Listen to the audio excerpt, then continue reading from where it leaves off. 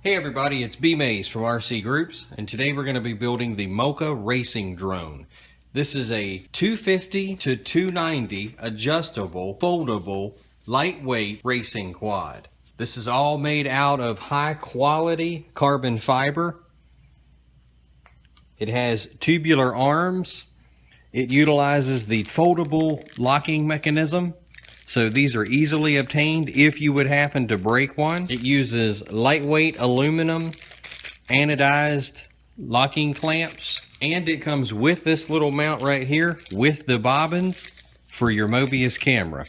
This quad is adjustable from anywhere from a 250 millimeter, where you could run say a 5-inch prop, all the way up to a 290 millimeter, where you would want to run a 7-inch prop. I'm going to be kind of building this one in between, and I'm going to be running a 6-inch prop with an 1800 kV motor. This kit right now comes in two different packages. You have your basic Moka Foldable Racing Frame, which is what we have in front of us here. And then he also has the Moka Deluxe, which is going to come with something really cool that I've personally not ever seen, which is a red, like a red twill pattern embedded into the carbon fiber. Really cool. I really like the Moka Deluxe. When you receive your kit, you're going to get an instruction book just like this. It's going to show you a complete breakdown of the frame. And as a matter of fact, let me open it up here.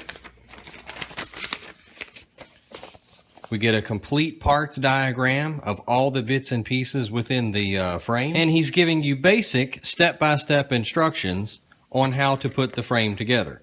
This is a very simple frame to assemble.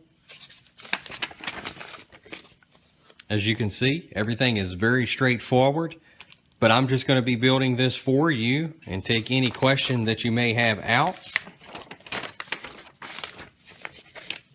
As you can see here, the motors are rotatable. Say you wanted to put 10-degree tilt on your motor, and your quad is going to fly at a slight angle. So that's easily done. And within the Moka Frame series, you can see that we have 3 different configurations as to which we could configure our quad. We have our typical setup right here, and we could tilt our motors forward for fast forward flight. We have setup 2 here. If we say we wanted to change the center of gravity, if we wanted to run a heavier 4S pack, we could move that pack a little further towards the rear, and that's going to change our center of gravity to keep our quad flying the way it needs to.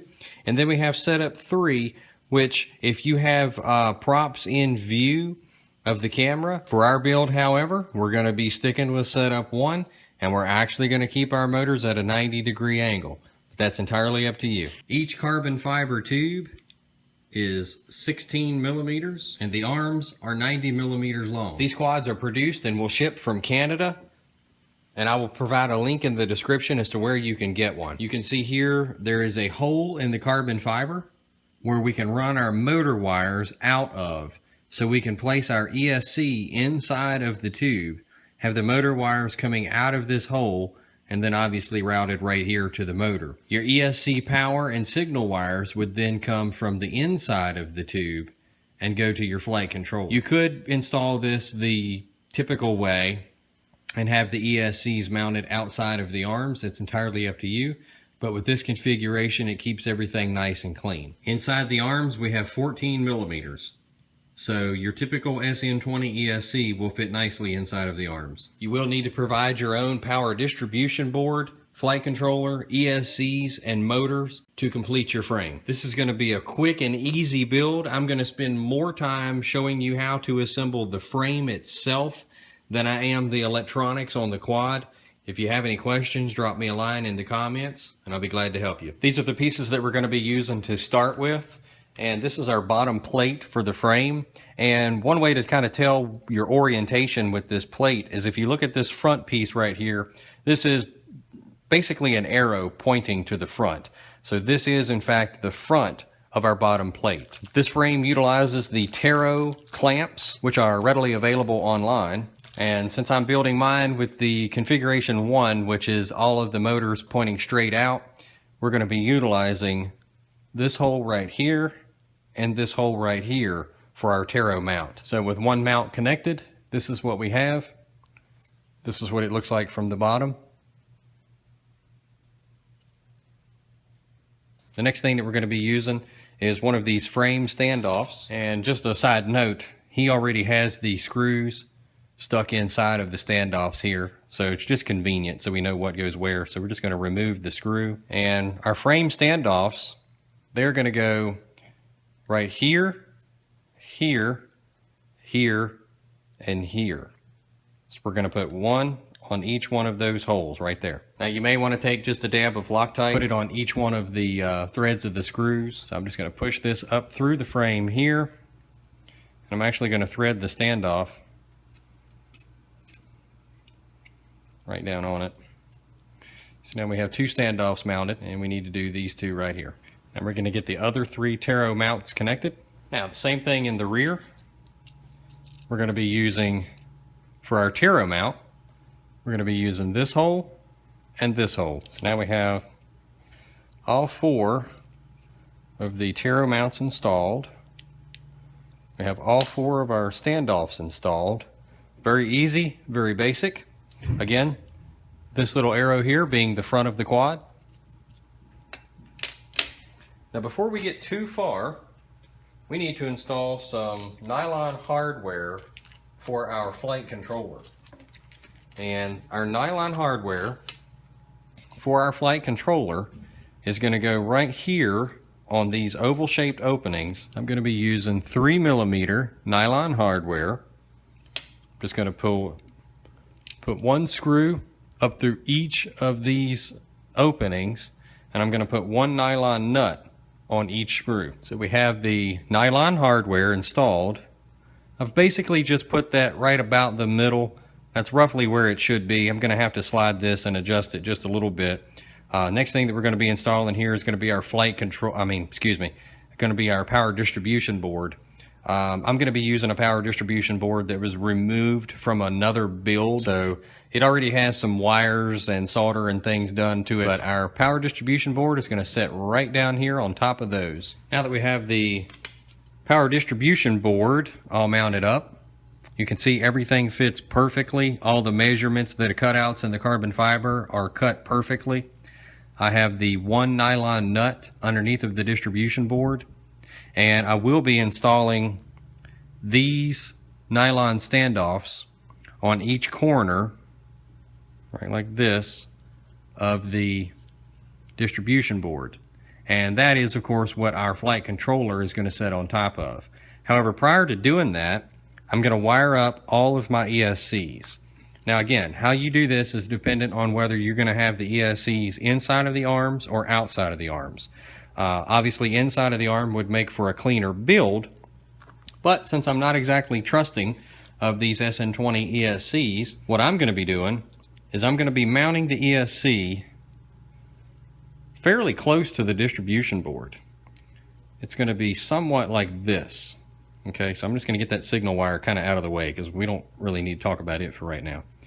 So I'm going to be cutting the power wires probably about 3/4 to an inch long, and I'm going to be soldering them right to the power distribution board. I'm going to do that for both front and rear, and what I'm going to be doing is extending these motor wires so that they will reach all the way through the tube into the motor. So I'm going to solder all four of these up, and I'll be right back. So now I have all of the ESCs wired up, and you can see I've left just probably about an inch of the power wires there, and I'm just going to mount these right in here, right about where they are actually. So now all I really need to do is lengthen. I've just pulled all of the signal wires to the front and rear just to kind of get them out of the way. But really all I need to do now is lengthen these motor wires. So I'm going to probably be adding about 2 to 3 inches to each of these motor wires so that they will clear the end of the arm. So what I'm going to do temporarily is just take one of the arms and I'm going to snap it into place right like that so that I can have an idea as to how much I need to add to each one of these wires. So you can see here I really only need to add roughly 2 to 3 inches to the length of the motor wires. I want them to reach the end of this arm so that if I do in fact have to replace a motor or an ESC, then all I'll have to do is slide the motor out, desolder these wires and reconnect them, whether it be for a motor or for an ESC. So I'm going to add the wire to each one of my ESCs, and I'll be right back. Okay, it doesn't look a whole lot different than it did a minute ago, but really all I've done is just lengthened these ESC wires just a little bit. Like I showed you earlier in the video, if you wanted to place your ESCs inside of the tube, you would bring your motor wires out this hole. You still bring your motor wires out of this hole, even though our ESCs are not inside the tube. So I'm going to be using the same leader wire, and I'm going to fish this wire up through this hole right here. Now, in order to do this and give myself a little bit more room, I just have these temporarily snapped on here, really just for measurements. So I'm going to take this off, and I'm going to be fishing these wires up through this hole right like this. Give this some wraps around here.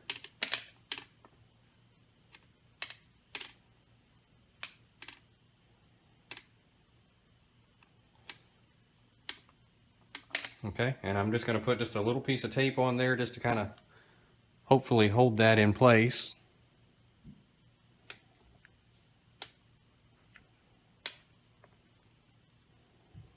But don't want to get it too thick or else it's not going to fit through the hole. Alright. I'm going to take the spring hook, grab this leader wire,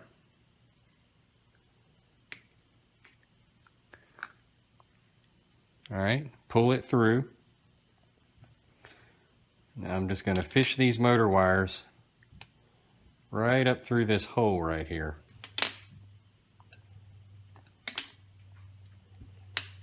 Okay, so now we have all the motor wires coming through. Take our tape, remove our leader wire.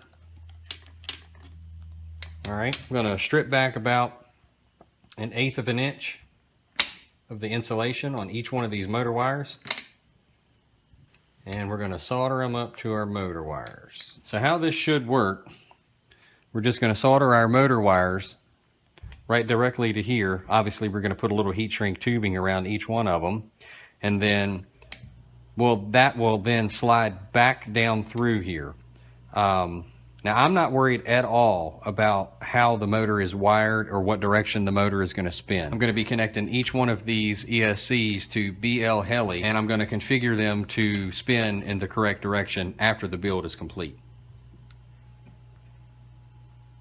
Okay, I have soldered on the motor wires to our ESC motor wires, and all I need to do now at this point is pull these back through the tube, and I'm just going to carefully fish these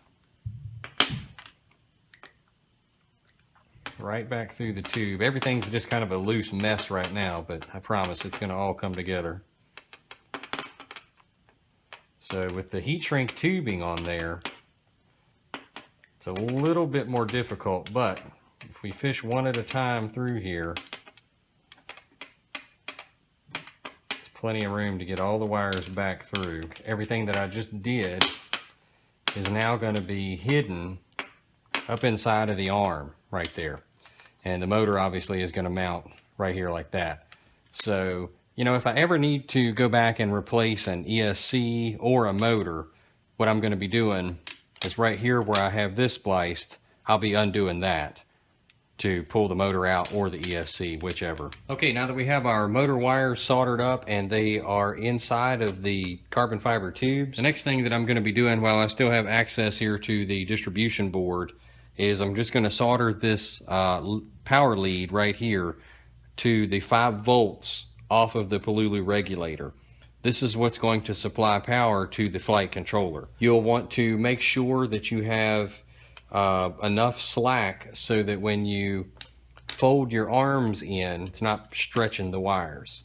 So you just want to fold everything in about like this, and then zip tie it, neaten it up the way you want it. I'm going to work on my FPV installation. I'm going to skip over that in the build because there's so many variations of FPV gear and how you may want to install yours. I'm going to actually do all of that prior to installing this top plate right here, because once we install that top plate, we have very limited access to the inside of the quad to do any kind of maintenance.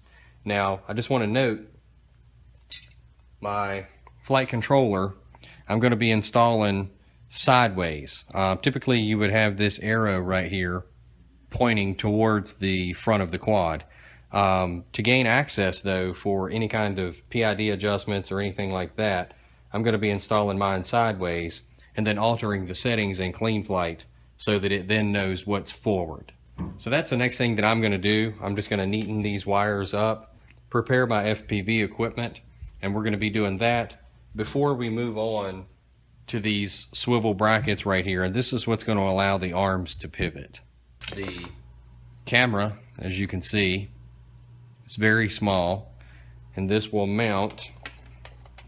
I'm just going to use a zip tie, but this will mount right in here with plenty of room. Right here on this, it's called a protector plate, but right here on this plate, there's a couple of different holes, and this rear hole right here is the perfect size. If you have a SMA or RPSMA antenna extension, you can push this up through here and put the nut on there, and this will make for a perfect remote antenna spot. So that's the one I'm going to be using there.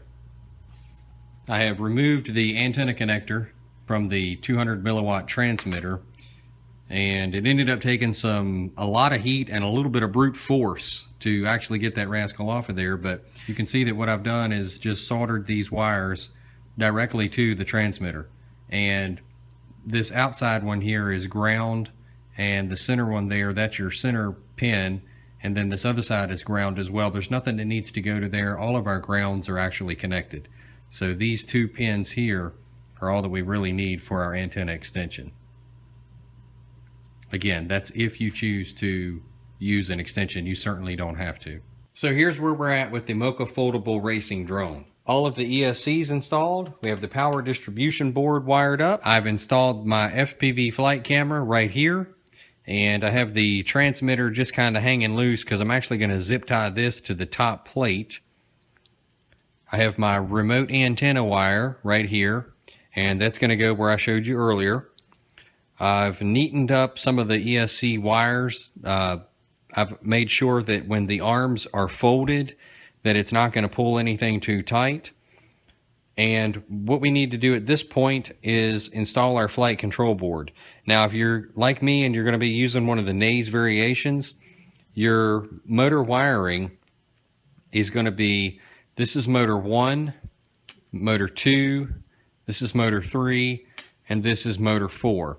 Now again, I'm going to be installing the Naze board sideways so that I have access to the USB port to make any setting changes or anything like that that I need. So we're just going to need to make a quick change in Clean Flight so that the board knows that it's not in fact faced in the normal orientation. So we just need to install these 4 standoffs on each corner of the distribution board. So our flight control is just going to sit right on top. You want to make sure that you've got that your standoffs have allowed for plenty of clearance.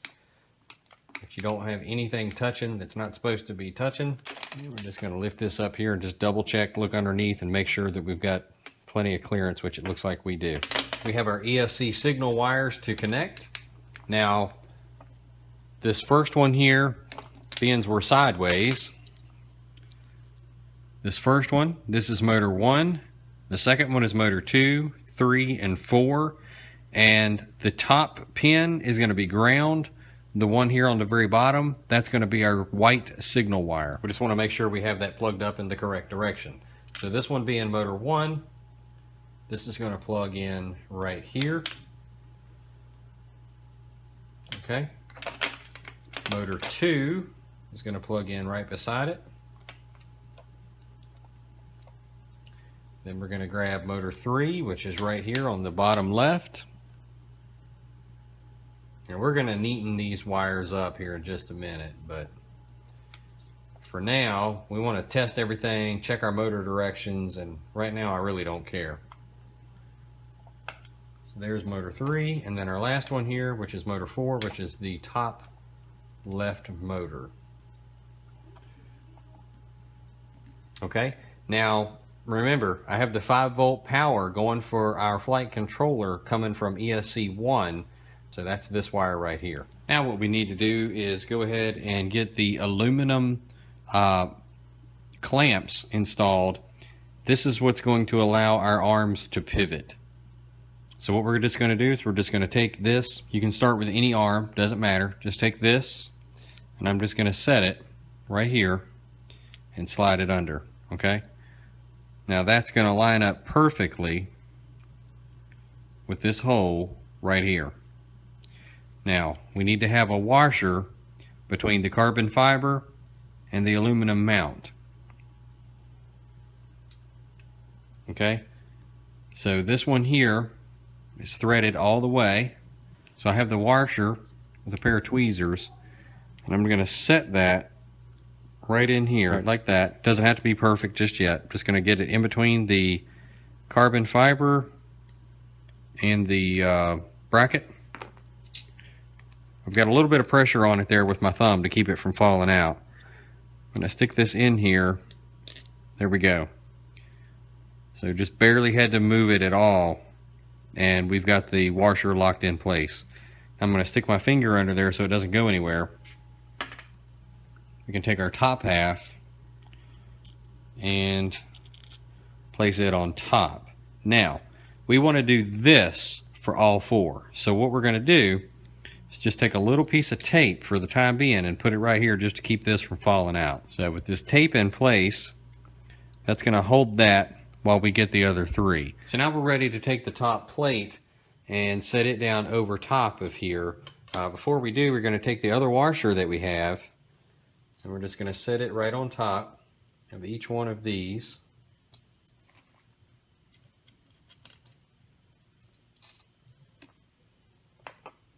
Okay, so right now I'm not worried about these ESC signal wires or anything just yet. I'm going to neaten those up here in just a minute. We don't even know really at this point whether the motors are going to be spinning in the correct direction. More than likely we're going to need to hook up to BL Heli and change the motor directions. But for now, we just want to get this frame assembled. So we're just going to set this right on top, right like that. And then we're going to take each one of these nylock nuts, and we're going to put one on each of the corners. Now I realized right after I told you that I actually had the hardware going upside down.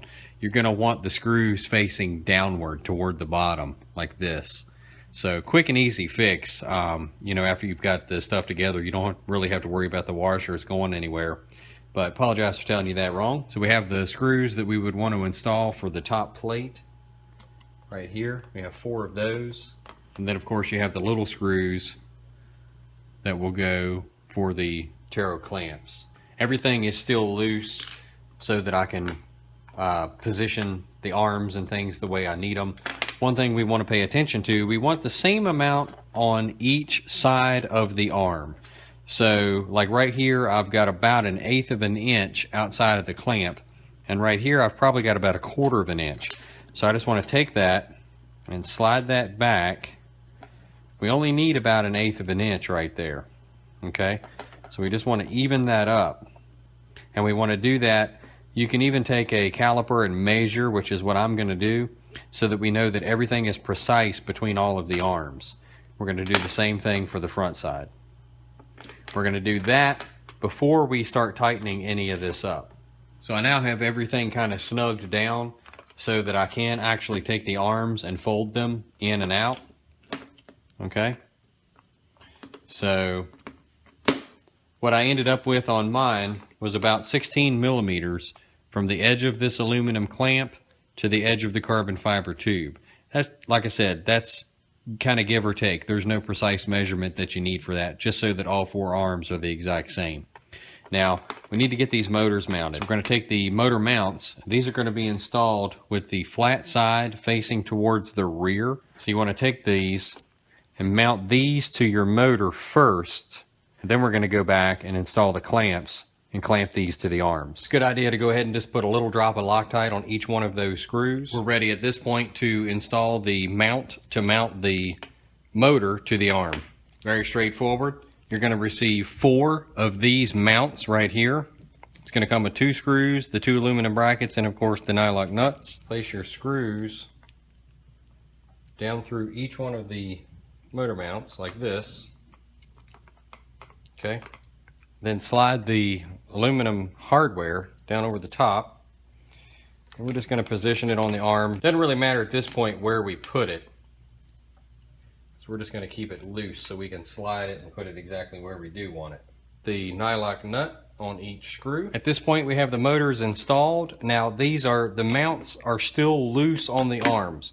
So I can still slide these forward and backward and tilt them to make sure that I have an exact true 90. Or if you wanted to put, say, a 10-degree tilt on the motors, you can do your measurements and tighten those up as you would like them.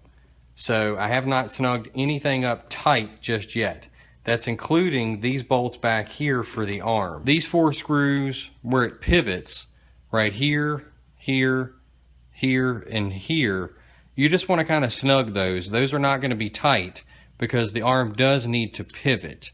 These here you can go ahead and tighten up a little bit further because that's what the clamp that's going to clamp down on the arm.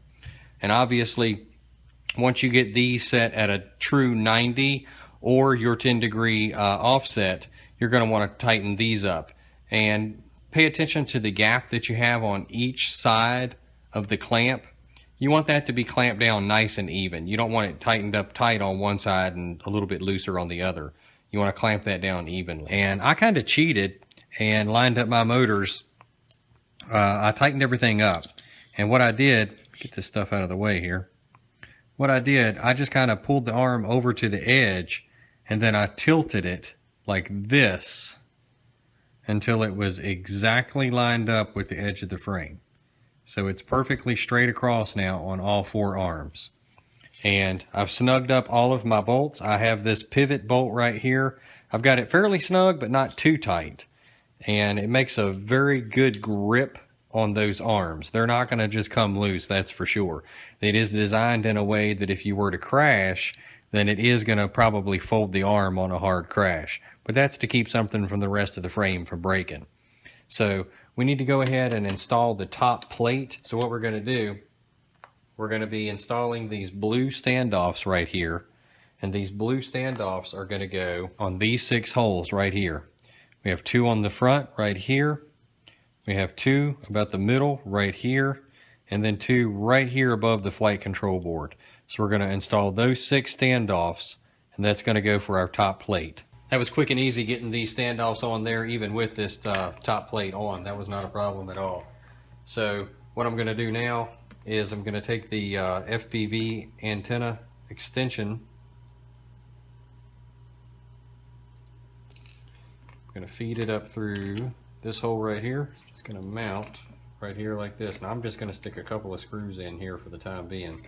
Our bobbins for our Mobius mount, these are going to install right here on each corner.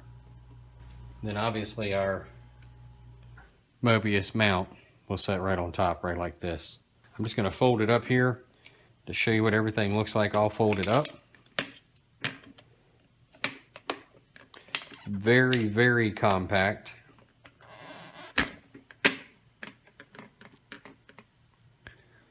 There it is. 250 racing drone folded up.